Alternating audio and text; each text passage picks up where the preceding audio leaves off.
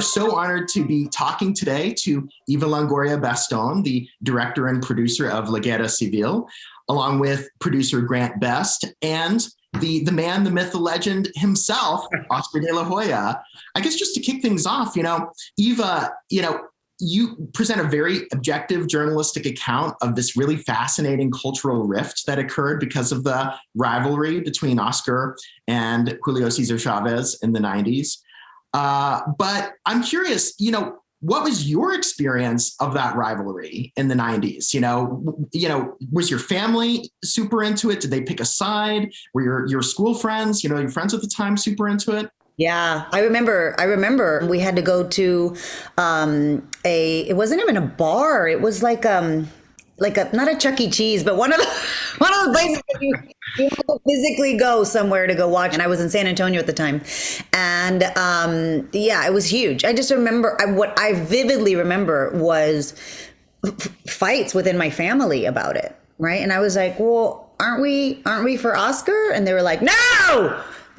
And then my cousins and I were all for Oscar because we were young and Mexican American, and then our dads and our grandpas were for Julio. And but I'm so happy you say it's objective, because I've known Oscar for 25 years, and I didn't know Julio. I mean, I knew, I kind of knew. Of course, I knew he was a legend, but I was like, oh God, I have to have a fair view on both of their lives, and Julio comes out great as well, and he's so charming, and he's just a legend in himself, and so to see both sides of this, and I had the perfect household to screen this because my husband's Mexican, so my husband's like Julio all the way, and I'm Mexican American, so I'm like Oscar all the way. And at the end of the documentary, my husband fell in love with Oscar, and I fell in love with Julio. Everybody who watches it is like, oh my God, I never knew that's what happened during that moment. Because it's like boxing adjacent. It's not like about jabs and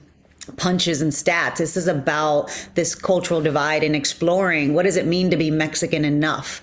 And I feel like we're still kind of encountering that today. It hasn't gone away. And Oscar, that was something that you experienced, viscerally at the time, just seeing the community kind of, torn asunder. People who you thought would support you, were suddenly not. And, at the time, do you think it must have been very raw to have gone through that, and you've seen that happen at the time, but all these years later, what's your perspective on that now? Do you feel like, wow, back then when I was, this kid, I didn't even fully grasp it, and now I see it's just this huge thing. Yeah. I mean, living it over the years, I was understanding it, but now watching this movie that Eva put together, it's just brilliant, because I now get it, what I was living in the present time.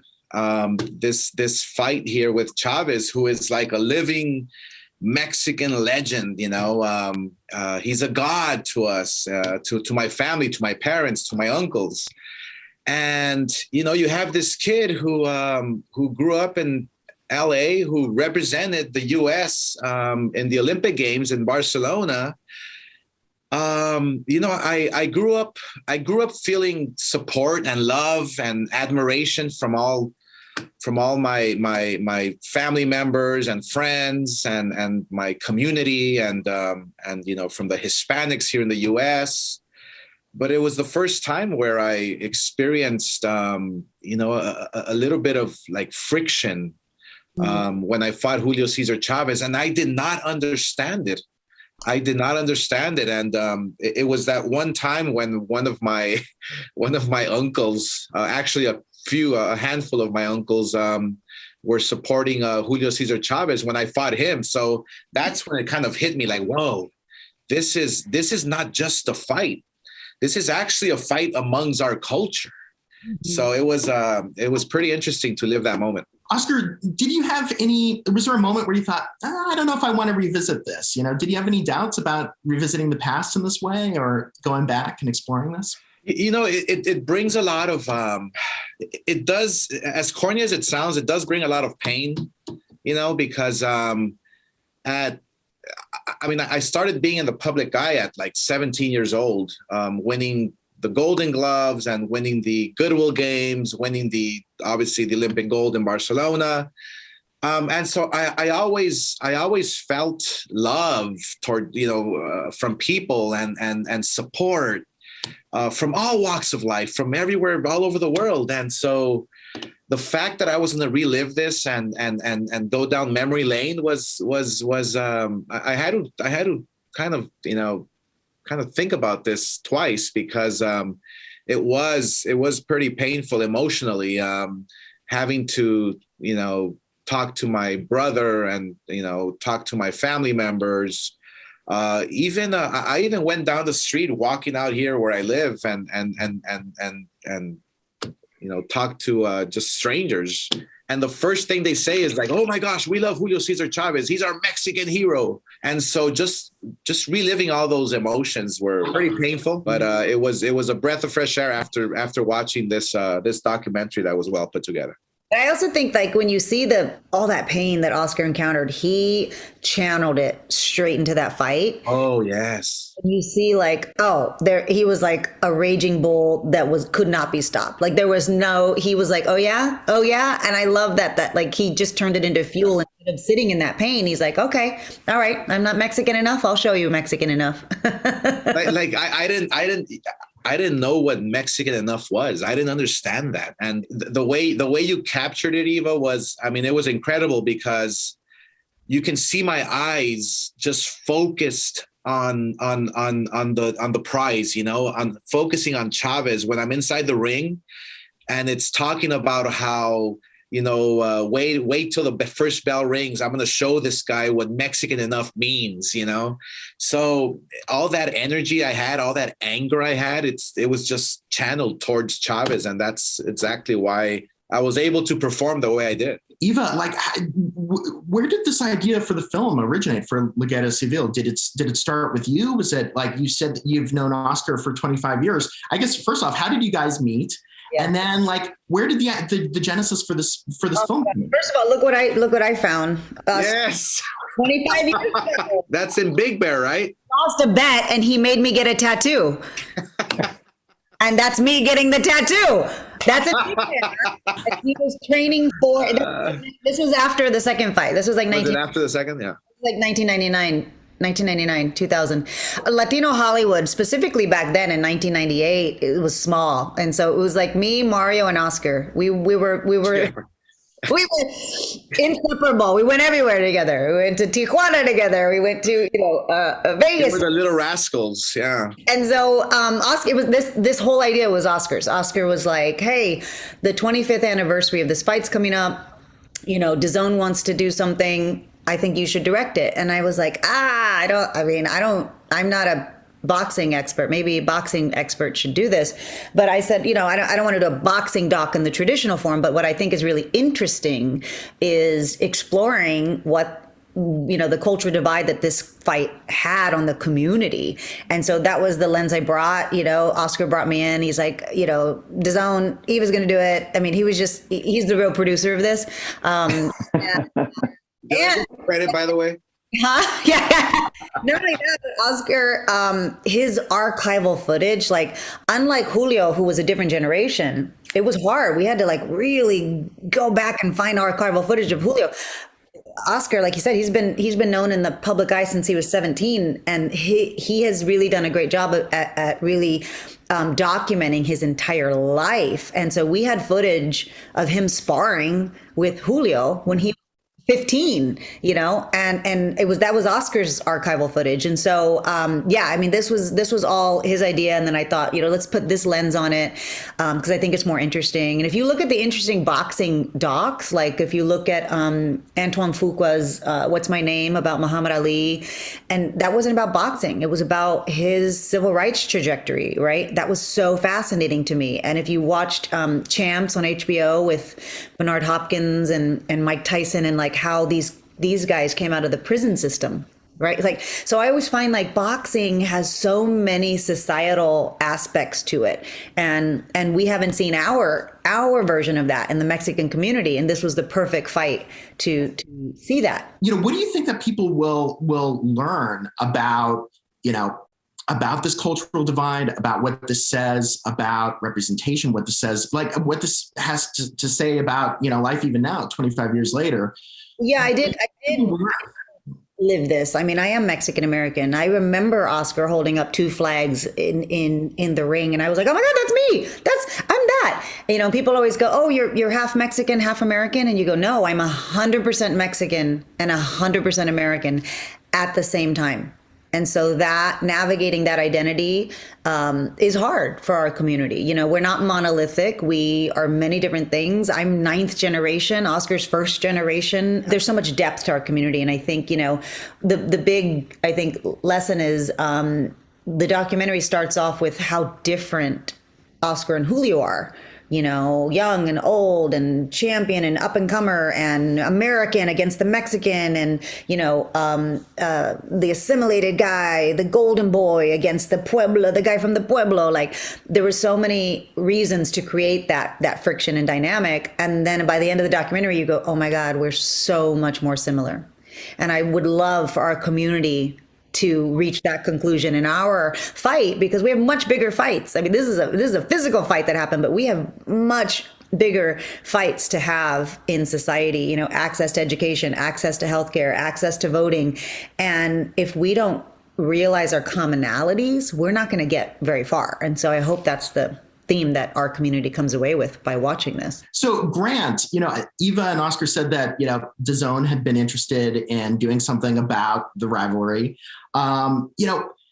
Did you reach out to Eva? Did Eva come to you? Like how did DAZN ultimately end up producing this and Eva come on board? So DAZN have been working with Golden Boy Productions and Oscar over the last few years, showing live fights. So that's our relationship with Oscar. The conversation started with him and how can we tell this story around you and Julio?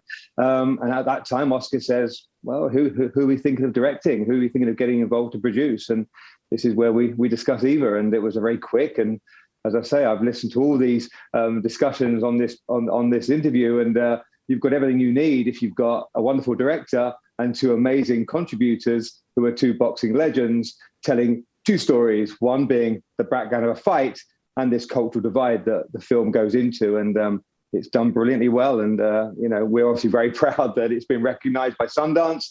And as our first feature-length doc, we are super thrilled with how it's come out. This seems like such a natural fit. I mean, have you been a lifelong sports fan? Is there sports filmmaking in particular? Is that something that really has I like sports adjacent. I'm not I love sports. I mean, I'm from Texas. So I'm like through and through football, through and through. I'm Mexican, so we're through and through boxing.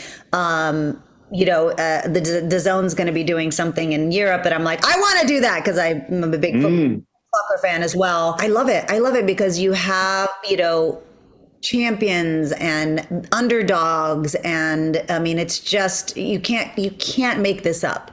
You cannot make up what Oscar went through. Like I couldn't write that if I wanted to, and so there's some beautiful universal themes that always happen in sports. And I think that serves for good storytelling. But the verses, when I did the 30 for 30s for ESPN, that was so fun because we got to explore, what happens off the field. And with Go Sebastian Go, this little kid who sings the national anthem in a mariachi outfit and gets this insane backlash of #GoHome. And he was 8 years old. The fact that the Spurs and Greg Popovich goes, all right, you're going to sing the national anthem again, and you're going to come back again. And he just kept bringing him back to sing it to prove to all the ignorant people out there, like, this kid is American. And so that exploring again, that Mexican American identity and how people see us was important for me to tell that story, especially through an 8-year-old lens who was like, I don't know what they mean, go home. I'm from San Antonio. Like he had no idea what that meant. But that one was a beautiful story to tell. His father served in the Navy. Like you're like, come on, Talking about representation, behind the camera as well. I mean, just seeing all the amazing stuff that you've done behind the scenes now as well. What can be done right now to help, continue keep the conversation about representation behind the camera going, as we go forward and try to, strive for a more inclusive Hollywood and filmmaking business. Yeah, I mean, it's important. Representation matters. And for this documentary, 90% of our crew was Latino. Our editor was Latino, our producer was Latino, our camera guy was Latino, our DP was Latino, the composer was Latino, not only Latino, but they were Mexican and Mexican American, and so I was like, I tried to really, our composer on this, Tony Morales, he's from East LA. Like, I'm like, oh my God, like, he was like so excited to be a part of this. Our cinematographer Claudio, was Mexican, and so I just was really excited. Anytime I'm in a position of hiring, I always consciously do it with Latino and female first.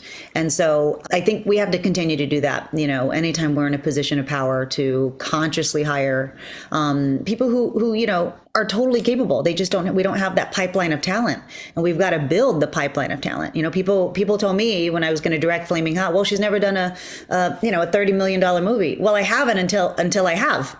You haven't until you do it, and so I'm going to do it. And they were like, okay, and so we're continuing to build that pipeline of experience so that our community can be hired behind the camera. And this, again, is a perfect example of that story of, persevering and getting through it. When somebody says you can't, and you go, oh yeah, well, I think we can.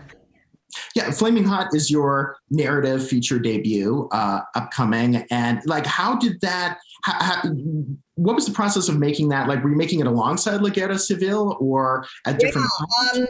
God, what? No, I actually did La Guerra Civil right before Flaming Hot. I literally slipped it in, and it was hard because it was the height of COVID. I wanted this intimate conversations with Oscar and Julio and their teams, and one of the people I was like, we have to get him is Jesus Rivero, who was Oscar's trainer at the time, and he's 104. I think he's 104. He's in Merida, and his family was like, absolutely not. You're not bringing a crew in here, and like, we're not exposing him to that. And we're like, no, we can do it. Like, we'll be super safe. We just really, really wanted to get Jesus because he's amazing. And so, yeah, I mean, it was during COVID, and I did, I live in Mexico and LA, so it was kind of perfect. So when I was in Mexico, I did all the Mexico, Mexican boxing journalists and the Mexico trainers and Julio's family. And then when I was in LA, I did, all of Oscar's side. And so I was editing going into Flaming Hot prep. And so it did overlap a lot. And then I ended up composing almost at the same time, we're composing Flaming Hot, and it was a little crazy. Eva, Oscar, both of you, I'm curious, like, how do you keep the creative spark going during these crazy COVID times that we find ourselves in? Here we are. We thought we were going to be in person. It's another virtual Sundance. How do you keep inspiration going? When we're still apart, we still don't know how this whole COVID story is going to unfold when all is said and done. Affected both of our industries, because Oscar, with Golden Boy Productions and being a promoter, Oscar can speak to that, of how it's affected his business. Yeah, no, sure. It's been quite frustrating, but you obviously have to think about all the people that have been affected by it, including a few family members that have passed on my side because of COVID. It's very delicate, obviously. I'm frustrated, obviously. I can't go to the office and work. We stage about close to 40 events a year, and it's just difficult for our talent, the fans who are wanting to watch live events.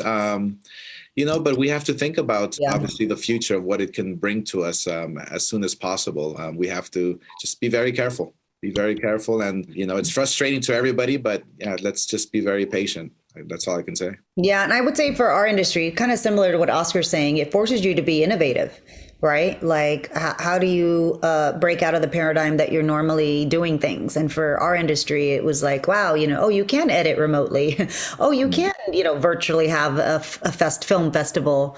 And for this particular documentary, I'm excited that, actually it'll have more views. It'll have more access. People have more access. Sundance, I love Sundance, my favorite festival. But it's indoor, and because of COVID, it was going to be limited people who could see it. It was going to be limited tickets. There was going to be limited panels. It was like so many barriers. And I'm like, oh my God, now only a select few people are going to watch it in Utah. So like this just opens it up to everybody being able to screen it, watch it, and so that I was really excited about that. And I think that's what, COVID's done for our industry is just think outside the box. We got to get it. We got to shoot it. What are we going to do? It's true. I mean, technically, more people saw Sundance movies last year when it was all virtual than ever before. So, that's a bit of hope in the midst of all the craziness. It's been such a tough time, and to be able to watch a film that's as fun and engaging and thought-provoking and exciting as La Guerra Civil is really just a wonderful thing. So thank you so much for your movie and for talking to us today. Thank you, Christian. Thank you. Thank you.